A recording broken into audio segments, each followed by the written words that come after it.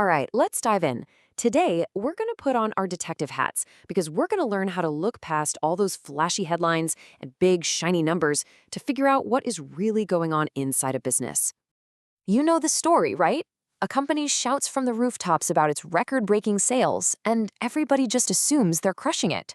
But is that the whole story? Well, spoiler alert, it's usually not.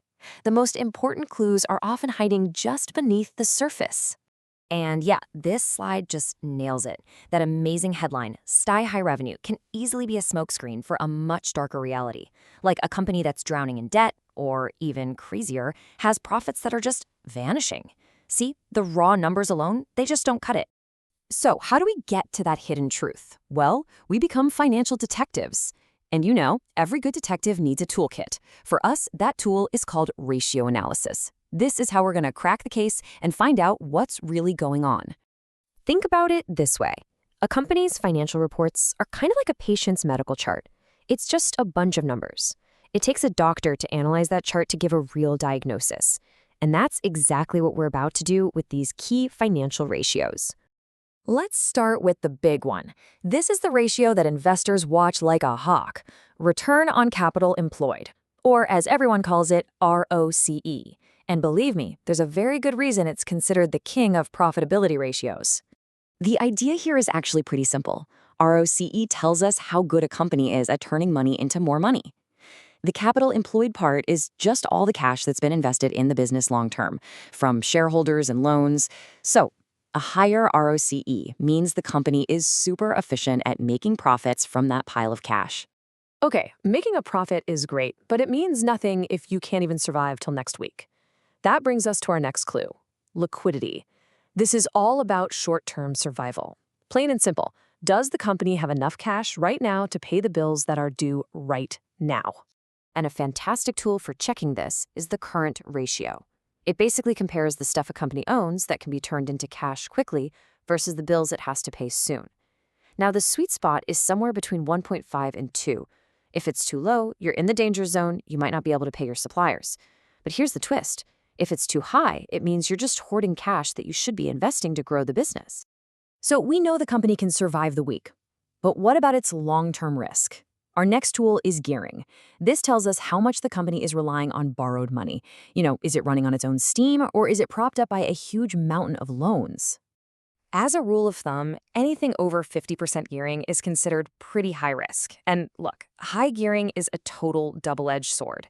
When times are good, it can supercharge your profits. But if things go south, those loan payments don't go away, and they can become the anchor that sinks the whole ship. Okay, so we've got our individual clues, but a real detective knows the magic happens when you start connecting the dots.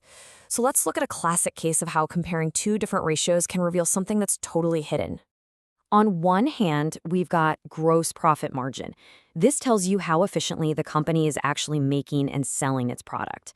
But then you've got operating profit margin, which includes all the other costs of actually running the business. We're talking rent, marketing, salaries, the whole shebang. All right, detective, here's a little puzzle for you. Imagine you see a company and its gross profit margin is going up. That's great, right? But at the exact same time, its operating profit margin is falling. So what on earth is going on here? And boom, here's the answer. That rising GPM tells us the company is getting really good at making its product for cheap. But the falling OPM, that's the smoking gun.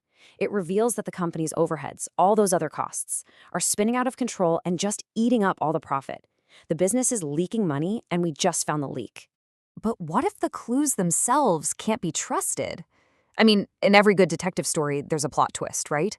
And finance is absolutely no different. We always have to consider the possibility that the numbers aren't what they appear to be. Which leads us to this really crucial question. Are we actually looking at a true picture of the company, or have the accounts been, well, dressed up to look a whole lot better than they really are? This is a famous concept in accounting called window dressing.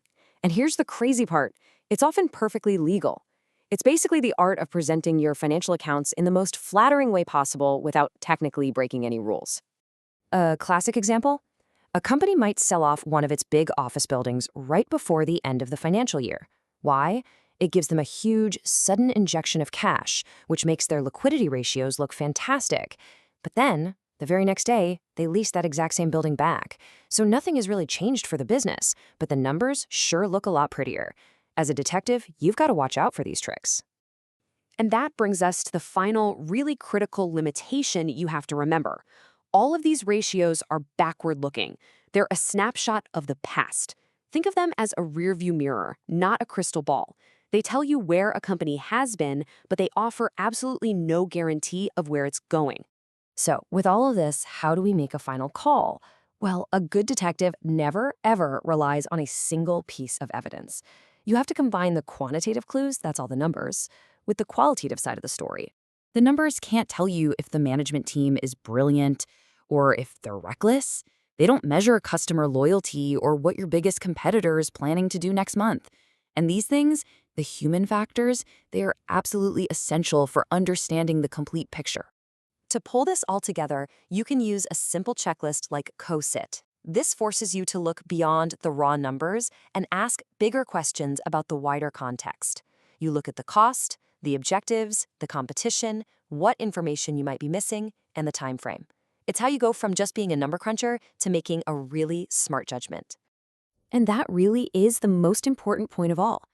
Ratio analysis is never going to just hand you a simple yes or no answer. Its real power, its true power, is that it helps you ask smarter, more insightful questions to get to the real story behind the numbers.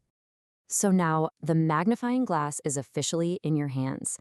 The next time you see a company making big headlines, what's the first financial clue you're going to look for to see what's really going on?